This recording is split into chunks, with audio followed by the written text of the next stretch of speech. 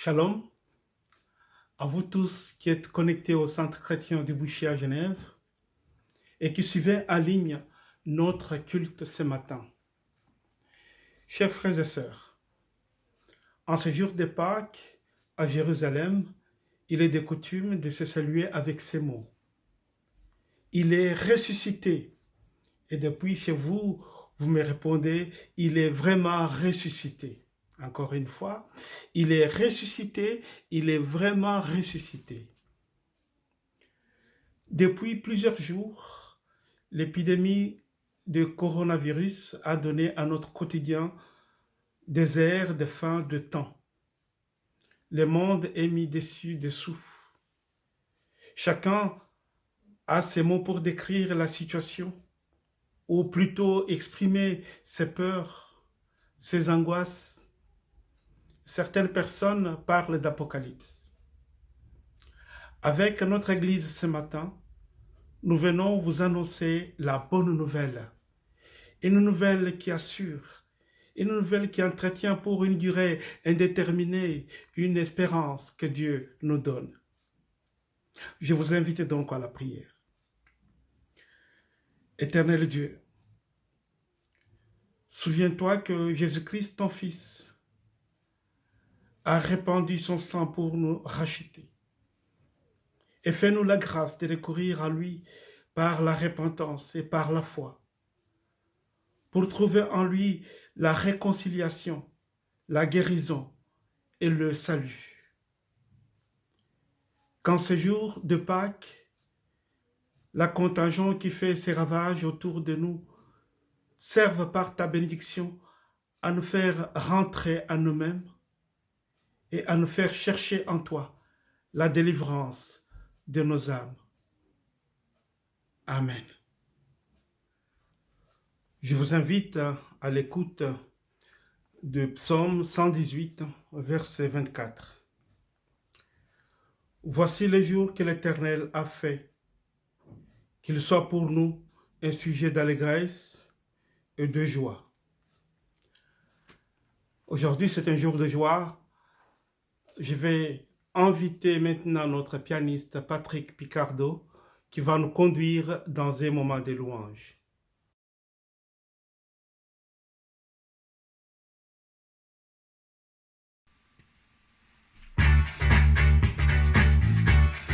Il est sorti du tombeau. Alléluia. Il est sorti du tombeau. La mort a perdu sa puissance. Il est sorti du tombeau. La mort a perdu sa puissance. Alléluia. Alléluia. Alléluia. Alléluia.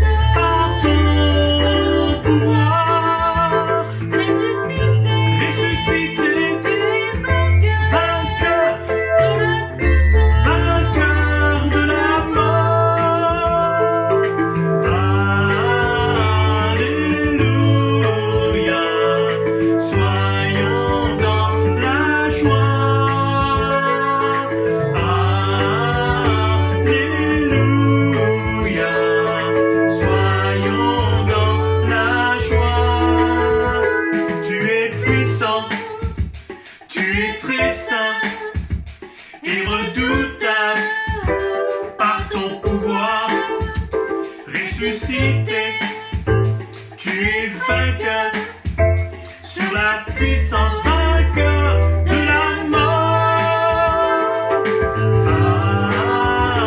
Alléluia, soyons dans la joie. Alléluia, soyons dans la joie. Alléluia, soyons dans la joie. Alléluia, soyons dans la joie.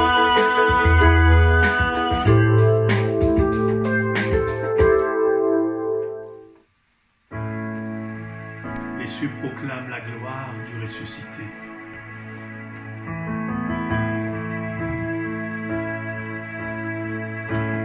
Les cieux proclament la gloire du ressuscité. Rien n'est égal à la beauté du Seigneur. À jamais il sera l'agneau sur le trône. Je fléchis le genou pour l'adorer lui seul. Je veux chanter la gloire du ressuscité, l'agneau immolé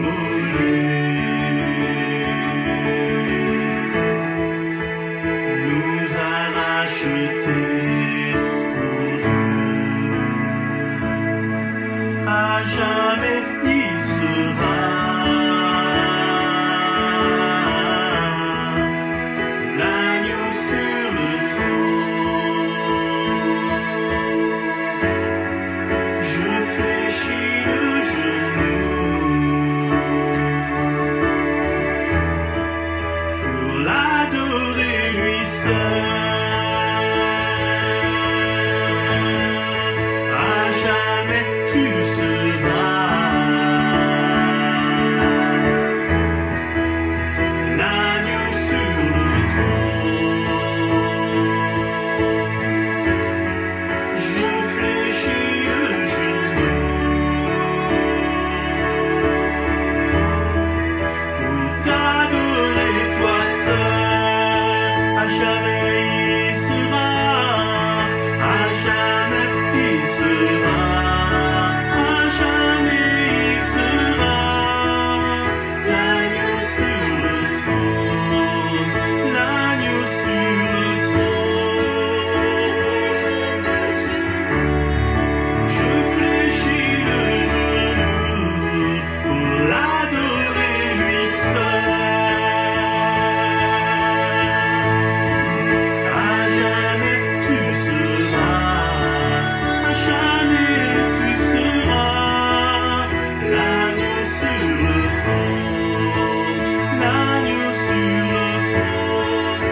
Je fléchis le genou, je fléchis le genou pour t'adorer toi seul.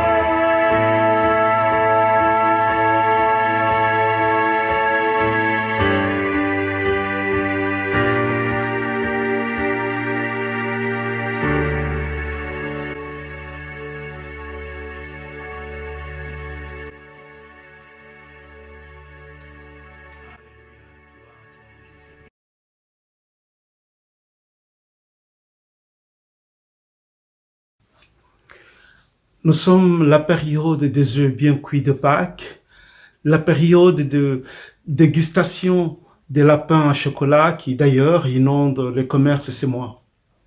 Mais ici, je pense au tombeau vide d'il y a un peu plus de 2000 ans. Christ est vivant et c'est notre joie. Et ce matin, nous aimerions savoir ce qu'en pensent d'autres frères et sœurs. Bonjour Thierry. Bonjour Elisabeth. Bonjour vous, famille Rapin. Nous vous remercions d'avoir accepté de participer à notre interview de ce dimanche de Pâques. Voilà. Pour vous, qu'est-ce qui vous parle le plus dans la réalité de Pâques? Et comment vivez-vous Pâques dans ce temps un peu particulier de cette année 2020?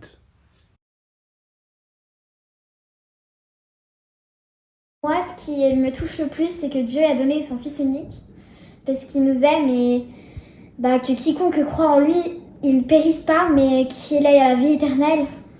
Et puis Jésus, il s'est sacrifié pour nous et pour nous sauver. En faisant ça, il nous a montré à quel point il nous aime. Ouais, moi ce qui me touche dans la Pâque, c'est qu'on fête la mort et la résurrection de Jésus. Et je pense que dans l'histoire du monde qu'on connaît, il y a eu deux moments où Dieu a montré sa puissance plus fort que tous les autres moments. C'est lors de la création du monde, quand il a dit que la lumière soit. Et puis le moment où Jésus est revenu de la mort à la vie. Et ça, c'est la puissance qui nous donne accès à l'amour de Dieu. C'est le moment où Dieu a réussi à nous réconcilier avec lui. Par le sacrifice du Christ, nous sommes délivrés du mal et nos péchés sont pardonnés. C'est un texte qu'on peut trouver dans l'épître de Paul aux Éphésiens au chapitre 1, verset 6.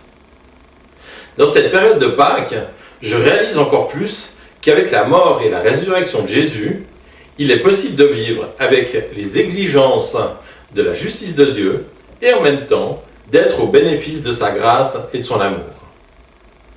Grâce à cela, je vis avec Dieu de manière plus paisible et je trouve que c'est même beaucoup plus simple. Cette grâce que Dieu me fait me permet d'avancer sans crainte, car je sais que même si je fais un faux pas, et dans la mesure où je reviens à lui, il me pardonne. Grâce à la mort de Jésus, j'ai l'assurance du pardon de mes péchés et d'être délivré du mal. Ça va m'encourager à vivre pleinement avec lui. Dieu est un peu comme un papa qui aide son enfant à grandir. Il sait qu'il est faible, il sait qu'il va trébucher, mais il l'aime et il veut l'encourager à avancer. Bien sûr, il y a le message de la bonne nouvelle. Jésus est mort et ressuscité. Il a vaincu la mort pour nous. Ça, c'est évident. Ce qui me touche dans ce message, c'est que ça a été annoncé longtemps avant. Dieu avait promis des choses et il les a accomplies. Ça peut prendre du temps, mais c'est vrai que là, ça s'est fait vraiment. Et c'est vraiment une grâce parce que il a promis qu'il reviendrait et il l'a fait. Et voilà. Donc moi, ce qui me touche, c'est ça, c'est la vérité de sa parole. Il est juste et il est vrai dans nos vies. Et puis ce qui me touche aussi, c'est que il y avait l'ancienne Pâque et il y a la nouvelle Pâque. Et c'est un peu un parallèle avec nos vies avant qu'on rencontre vraiment Jésus.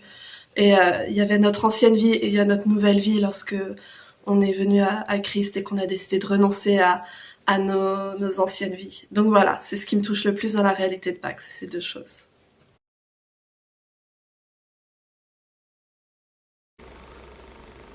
Cette semaine, juste avant Pâques, nous vivons en famille un moment de deuil. Oui, en effet, mon oncle est parti rejoindre son Seigneur.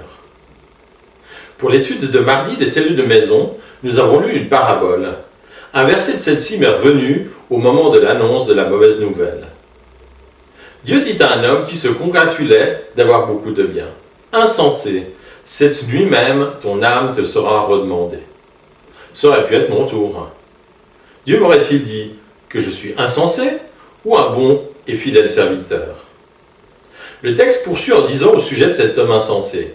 Il en est ainsi de celui qui amasse des trésors pour lui-même et qui n'est pas riche pour Dieu.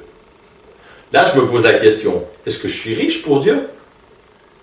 Dans ces moments de profondes interrogations que nous vivons ces dernières semaines, n'est-il pas l'occasion de revoir de quelle nature sont nos richesses pour Dieu? Je vous laisse cette interrogation. Ça va être dommage parce qu'on n'aura pas la même ambiance, on n'aura pas les amis, Mais on va quand même profiter du temps que Dieu il nous donne pour prier et se rappeler que Jésus il est mort à la croix par amour pour nous. Habituellement, on aime se rassembler en famille et avec les amis pour Pâques. Cette année, ça sera un peu différent. On sera ensemble en pensée les uns les autres, notamment lors de ce culte. Et on va quand même manger du chocolat. Mais le plus important, c'est de rester en contact. Donc cette année, on aurait dû être à la retraite de Pâques, ensemble. En l'occurrence, ça a été annulé. Donc je vais faire tout l'inverse. Au lieu d'être avec plein de personnes ailleurs, je vais être toute seule chez moi. Mais c'est un temps comme ça, donc faut s'y faire. Ça va être un week-end normal. Je vais terminer certainement le plan de lecture autour de Pâques, qu'on a commencé sur une application avec certains.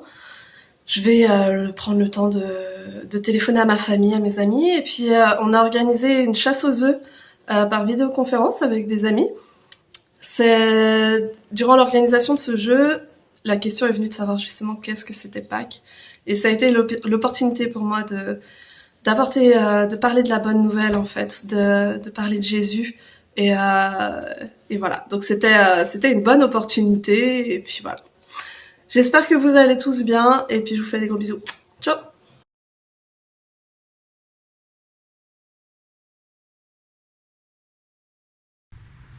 Bonjour à tous, bienvenue dans ce culte de Pâques à distance.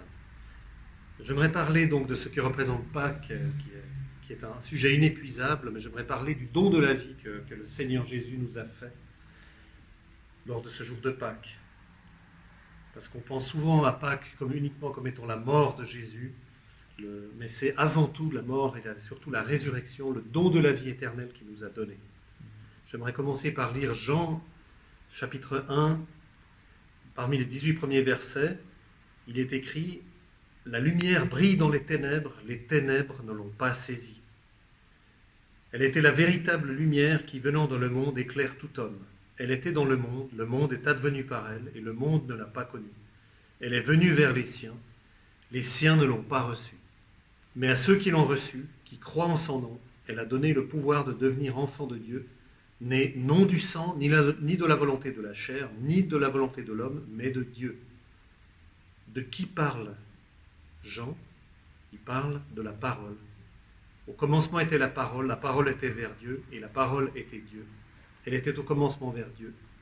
En elle est la vie est la lumière des hommes. Nul n'a jamais vu Dieu. Le Fils unique qui est dans le sein du Père l'a raconté. Donc la vie, qui est Jésus, la lumière et la miséricorde sont venus nous visiter d'en haut. Il est écrit dans Luc 1, 78, « Grâce aux entrailles de miséricorde de Dieu, le soleil levant nous a visités d'en haut, pour éclairer ceux qui sont assis dans les ténèbres et l'ombre de la mort, et diriger nos pas dans le chemin de la paix. » Le mot « visiter » signifie intervenir en vue d'une action décisive. La vie apparaît donc comme un lever de soleil dans les ténèbres de l'humanité. Et les ténèbres ne peuvent pas la vaincre. C'est la signification du verbe dans le premier chapitre de Jean. Les ténèbres ne peuvent pas la dominer, ne peuvent pas l'éteindre. On peut la refuser pour soi-même, mais on ne peut pas l'éteindre. Et la vie, donc, nous visite d'en haut. Cette vie éternelle qui était auprès de Dieu nous visite d'en haut. Et pendant tout le ministère de Jésus, elle est apparue comme un fleuve de miséricorde, un fleuve de guérison qui purifie absolument tout. Les sourds entendent, les aveugles voient, les estropiés marchent, les morts ressuscitent. Elle purifie tous ceux qui la reçoivent. Jésus est venu annoncer la bonne nouvelle de la vie qui vient d'auprès de Dieu et qui est donnée à tous. Et cette bonne nouvelle est annoncée à ceux qui veulent bien la recevoir. Ce sont les pauvres, les affligés, les cœurs brisés, les prisonniers. Dieu s'adresse à qui le cherche, à qui le demande. Il ne force jamais personne. Les béatitudes disent dans Matthieu 5, « Heureux les pauvres en esprit, car le royaume des cieux est pour eux. Heureux les affligés, car ils seront consolés. Heureux les doux, car ils hériteront la terre. Heureux ceux qui ont faim et soif de justice, car ils seront rassasiés. Heureux les miséricordieux, car ils obtiendront miséricorde. Heureux ceux qui ont le cœur pur, car ils verront Dieu. Heureux ceux qui procurent la paix, car ils seront appelés fils de Dieu. » Ces béatitudes expriment un désir de quelque chose de pur, de quelque chose de parfait, de quelque chose de vrai, de quelque chose d'éternel. Et ce désir a été créé en nous par Dieu pour que nous cherchions Dieu et que nous le recevions.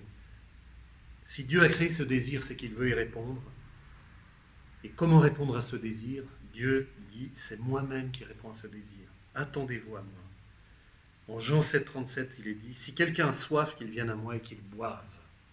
Jésus sur la croix a dit, j'ai soif de vous, j'ai soif que vous veniez à moi.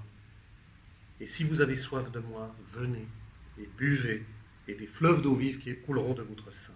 Dieu doit être désiré. C'est lui qui crée le désir dans l'homme, c'est lui qui l'élève, c'est lui qui le libère. Et il se révèle comme la plénitude de vie, qui rejoint ce désir pur de l'homme. On a demandé une fois à Jésus, quels sont les 2 commandements principaux? Il a dit, aime ton prochain comme toi-même et aime Dieu de toute ta force, de toute ta pensée, de toute ton âme. Celui qui a cela dans son cœur et qui ne l'a pas étouffé, qui ne l'a pas fait taire, comprend quel est le désir de Dieu. Le désir de Dieu est de nous rejoindre dans notre désir à nous. Nous sommes faits pour être en relation avec Dieu. Nous sommes créés pour entrer dans la vie divine, pour nous tourner vers la source de la vie éternelle. Nous ne sommes pas faits pour la mort. Nous ne sommes pas faits pour le néant. Nous ne sommes pas faits pour l'absurde. Nous sommes faits pour la vie éternelle, pour l'amour. Et cet amour nous a visités dans nous. L'Évangile s'adresse à ceux qui aspirent à une vie qui répond à ce que Dieu a inscrit dans leur cœur. La plénitude, la liberté de l'amour, la joie, la paix, la pureté, la sainteté. La vie se révèle comme l'amour absolu. Dieu a donné sa vie gratuitement sur la croix pour que nous la recevions. Nous l'avons crucifié, nous ne méritions pas ce don, mais Dieu s'est révélé comme don absolu, comme miséricorde absolue, comme pardon absolu, comme grâce absolue pour celui qui veut la recevoir. La vérité nous libère de l'esclavage de notre égocentrisme, de notre courte vue, et elle transfigure notre vie, elle nous élève. En Jean 8, 32, vous connaîtrez la vérité vous rendra libre. Quiconque se livre au péché est esclave du péché. Mais si le Fils vous affranchit, vous serez réellement libre, parce que vous serez vous-même des fils. Jésus a dit aussi en Jean 6, 44, « Nul ne peut venir à moi si le Père qui m'a envoyé ne l'attire. » Il faut être attiré par ce que Dieu est. On ne peut pas voir Dieu. Dieu n'est pas comme un bel homme ou une belle femme qui nous attire. C'est un être spirituel qui nous attire par ce qu'il est. Il nous attire par sa justice, par sa simplicité, par sa faiblesse parfois, par le don qu'il fait de nous, par sa patience, par son amour, par son exigence de perfection, par son éternité, par son refus de l'injustice, par sa haine du péché. Il nous attire parce que nous sommes faits pour cela. Nous sommes faits pour venir à la lumière. Jésus s'adresse à des personnes en quête de sens, d'amour, d'appartenance, de justice. Il parle au cœur de chacun et il fait ressentir ce manque et cet appel de l'absolu. Et c'est à cela que Dieu répond. Et c'est à cela qu'il parle. Celui qui n'est pas attiré par ce que Dieu est fuit cette révélation. Et c'est cela, le jugement auquel Jésus ne veut pas nous exposer. Jésus ne veut pas nous condamner, mais il dit le jugement, c'est ce que vous choisissez. Si vous êtes attiré par la perfection, l'amour de Dieu, la simplicité, l'humilité de Dieu, vous viendrez. L'enseignement du Père commence dès la naissance dans le cœur. Il travaille notre désir de vie pleine, vraie, absolue et éternelle. Et c'est ce désir au cœur de notre vie qui accueille le don spirituel de la vie divine et le purifie. Et avant même que nous le connaissions, c'est déjà ce désir qui nous met en relation avec Jésus. Et lorsque nous le rencontrons, nous le reconnaissons. Nicodème était un pharisien, un vieil homme qui cherchait la vie et qui est sorti de la nuit pour venir à Jésus. Et Jésus lui a dit, il ne s'agit pas d'un savoir livresque, mais il s'agit de renaître pour connaître. Il s'agit de recevoir le don de la vie par l'Esprit. Il a fallu du temps à Nicodème pour comprendre qu'il devait renaître à une vie nouvelle. Jésus a ressuscité Lazare, mais Lazare est mort encore après. Pourquoi ? Parce que la véritable vie ne se reçoit que par l'Esprit. C'est elle qui nous délivre de l'emprise de la mort. Et Jésus a dit, si tu crois en moi, tu ne mourras jamais, même si tu meurs. C'est un paradoxe pour dire la mort physique n'aura pas le dernier mot. Quiconque vit et croit en moi ne mourra jamais. Jésus est venu nous révéler que notre patrie, c'est le ciel. Notre Père, c'est Dieu. C'est lui qui nous a créés, c'est lui qui nous appelle, c'est lui qui a mis ce désir d'éternité et de perfection dans notre cœur, ce désir de justice. C'est lui qui nous convainc de péché. C'est lui qui nous convainc que notre situation n'est pas juste.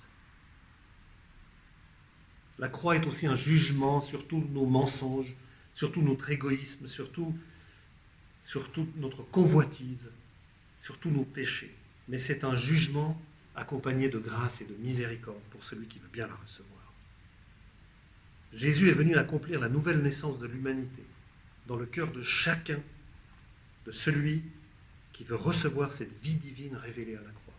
Jésus a montré que cette vie est amour, amour plein, amour don, et il a tout donné à la croix, exposé, nu, à notre mépris, à notre ignorance, à notre colère, à notre rejet. Il a tout donné. Et il dit, cette vie est un don, recevez-la. La vie est don, elle est accueil, elle est relation. Jésus lui-même recevait sa vie du Père en permanence afin de nous la donner. Croire en Jésus, c'est croire à la révélation de Dieu, mais c'est aussi croire à la révélation de ce que nous sommes. Nous ne sommes pas que des animaux.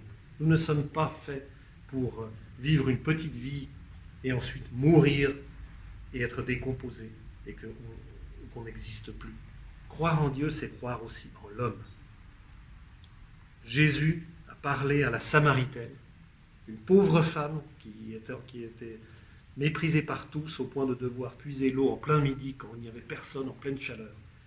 Jésus la rejoint au cœur de sa misère en lui disant « Si tu savais le don de Dieu ».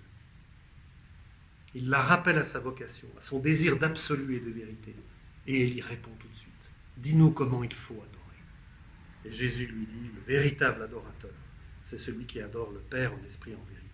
Il faut adorer le Père grâce au Fils qui introduit dans la relation filiale. » Et cette vie offerte de Jésus est le signe de la vie divine donnée aux hommes. Accueillir dans la foi cette vie donnée par amour, c'est accueillir une vie qui ne se garde pas pour soi, mais qui se fait puissance de résurrection. Il faut abandonner cette vie égoïste que nous avons et prendre et recevoir la vie du crucifié qui coule par le sang de la croix, afin de participer à la résurrection aussi, de mourir à cet égoïsme qui est le nôtre et recevoir vraiment la vie éternelle. L'homme est ainsi appelé à donner sa vie à un autre en accueillant la sienne, à s'ouvrir à une vie qui le dépasse et en même temps le révéler l'accompli. Jésus emporte sur la croix notre mort spirituelle qui est notre séparation d'avec Dieu. Si quelqu'un est en Christ, il est une nouvelle créature. Toutes choses sont devenues nouvelles. L'homme est créé pour vivre cette vie tournée vers le Père. Et Jésus a révélé à l'homme la profondeur de son être, le but de sa création et l'appel à la vie éternelle et à la perfection. Il a révélé l'amour premier, origine et but de tout. En 1 Jean 4,9, l'amour de Dieu a été manifesté envers nous en ce que Dieu a envoyé son Fils unique dans le monde afin que nous vivions par lui. Dieu est communication éternelle de vie et mystère d'amour. En s'incarnant, le Fils nous révèle ce mystère et nous invite à y entrer. C'est à cela que tend le désir humain dès sa création. C'est à cela que nous aspirons, que chaque personne qui croit en l'éternité, en la justice et en la perfection, aspire. En Jean 17, 22, « Je leur ai donné la gloire que tu m'as donnée, afin qu'ils soient un comme nous sommes un. Moi en eux, toi en moi, afin qu'ils soient parfaitement un, et que le monde connaisse que tu m'as envoyé, que tu les as aimés comme tu m'as aimé. » Avec la vie, Jésus apporte la joie d'exister, la joie d'être, une vie éternelle remplie de grâce, de miséricorde et de joie. Cet amour sort l'homme de sa solitude et l'ouvre à une vie infinie, sans détruire son identité. Il ne s'agit pas de se dissoudre dans l'absence totale de désir, mais au contraire de répondre au désir de Dieu, au désir le plus grand de l'homme, qui est l'amour éternel. Qui entend cette parole de Jésus sur la croix, qui dit « tout est accompli », la reçoit et reçoit Dieu lui-même. Ne refusez pas cette parole, parce que vous vous couperiez de votre origine, de votre but et de la source de la vie. Jésus sur la croix nous a tant aimés qu'il est venu pour nous donner la vie éternelle, épouser notre désir de bonheur, de beauté, d'amour et de justice, en nous libérant de nous-mêmes et de notre péché. Loué sois-tu, Éternel.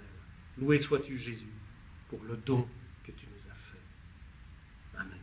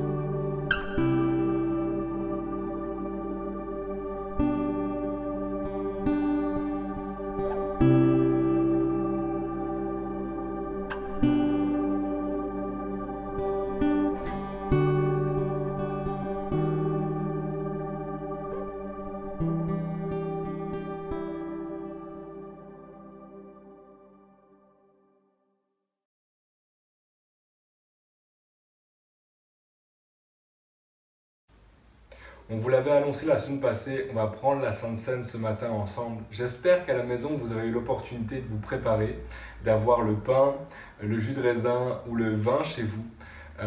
on veut prendre un instant ensemble, on veut prendre le temps de se rappeler ce que Jésus a fait pour nous.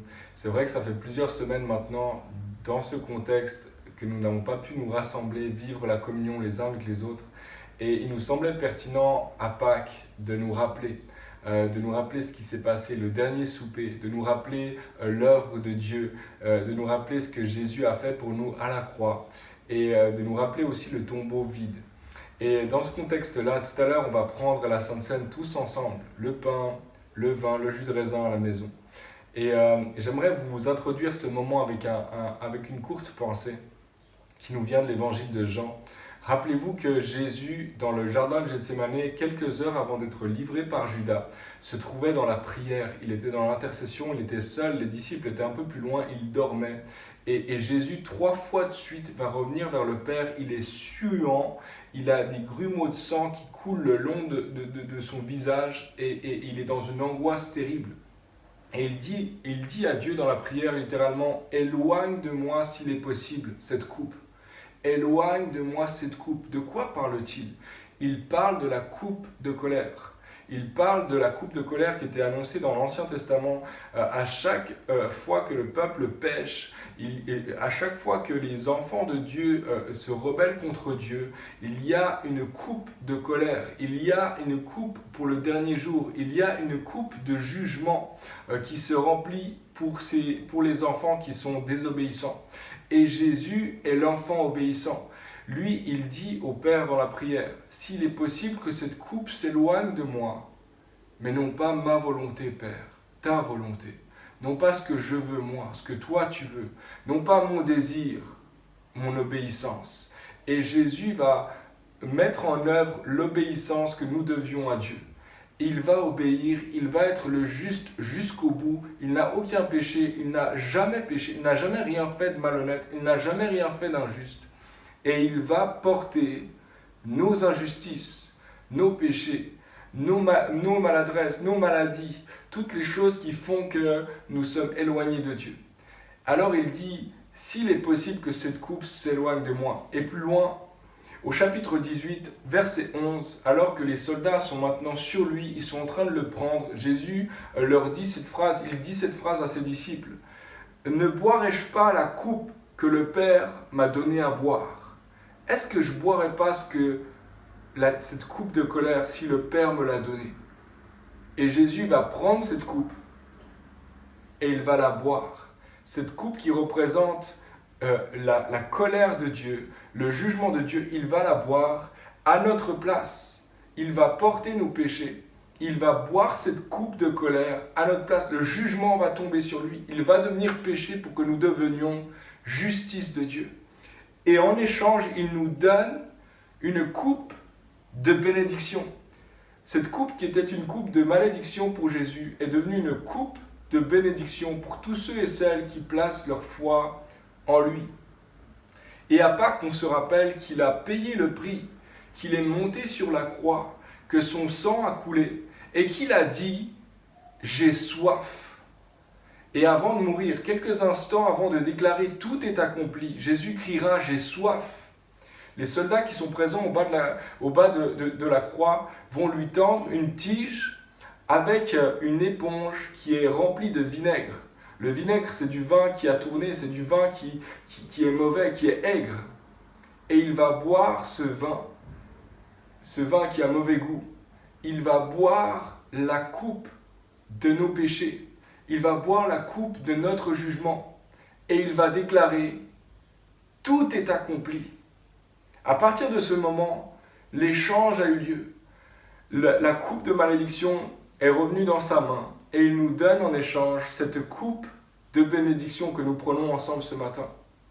Alors, à la maison, chez vous, je vous propose de prendre chacun un morceau de pain. Et on va prendre ensemble ce pain. On va prendre ensemble cette coupe et se rappeler ce que Jésus a fait pour chacun d'entre nous. Il a porté nos péchés. Il nous a donné sa justice. Il nous a donné son obéissance. Et nous sommes maintenant réconciliés avec le Père. Pour tous ceux et celles qui placent leur confiance en Jésus, il donne la possibilité, il donne la capacité d'être appelés enfants de Dieu. Merci Jésus-Christ pour ce pain. Merci Seigneur pour ce vin. Merci Seigneur pour ces éléments qui représentent ton corps et ton sang qui ont été brisés et qui a coulé à la croix pour nous. Merci d'avoir tout supporté. Merci d'avoir été obéissant jusqu'à la mort. Merci Seigneur de ne pas avoir bronché, de ne pas avoir refusé, d'avoir été obéissant alors que nous avons été désobéissants. Merci d'avoir été juste alors que nous avons été injustes. Merci Seigneur d'avoir été pur alors que nous sommes impurs.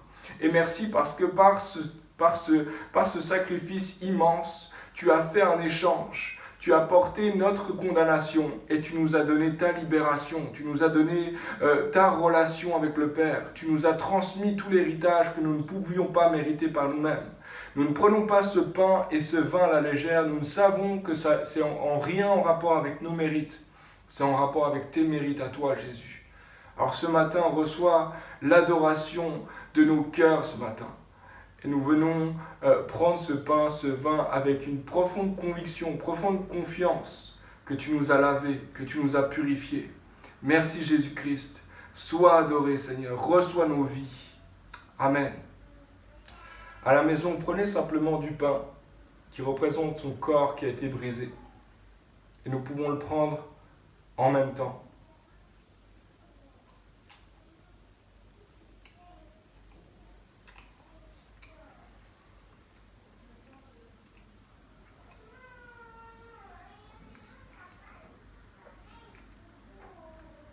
Merci Seigneur pour ce corps qui a été brisé pour moi. Nous pouvons prendre maintenant chacun la coupe qui a été échangée maintenant, qui est une coupe de bénédiction pour chacun d'entre nous.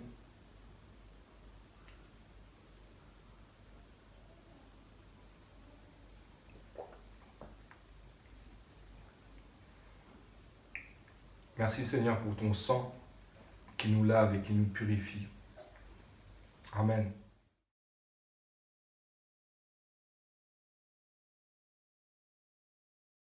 Bonjour à tous. Cela a été une joie de vivre ensemble ce culte de Pâques. Comme nous l'avons relevé, ces jours de fête nous rappellent la mort et la résurrection de Jésus-Christ.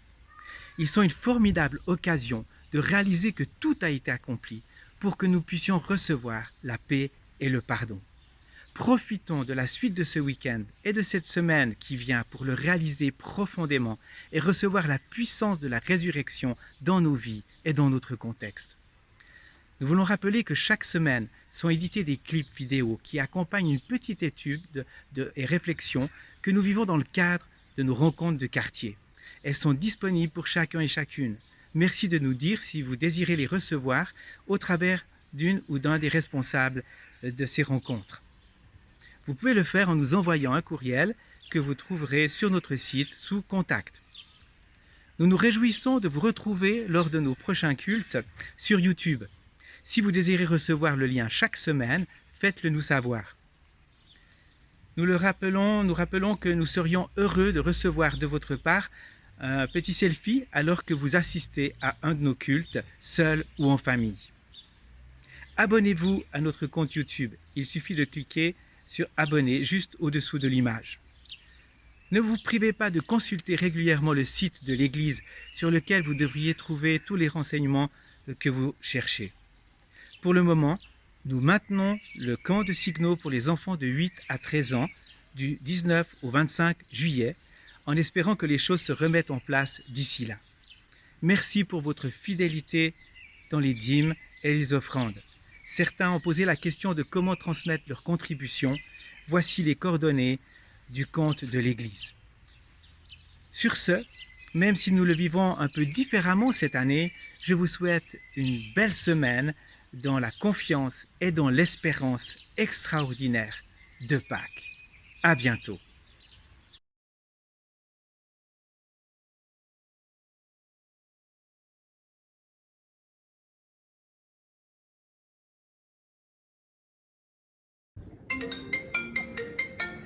Allô?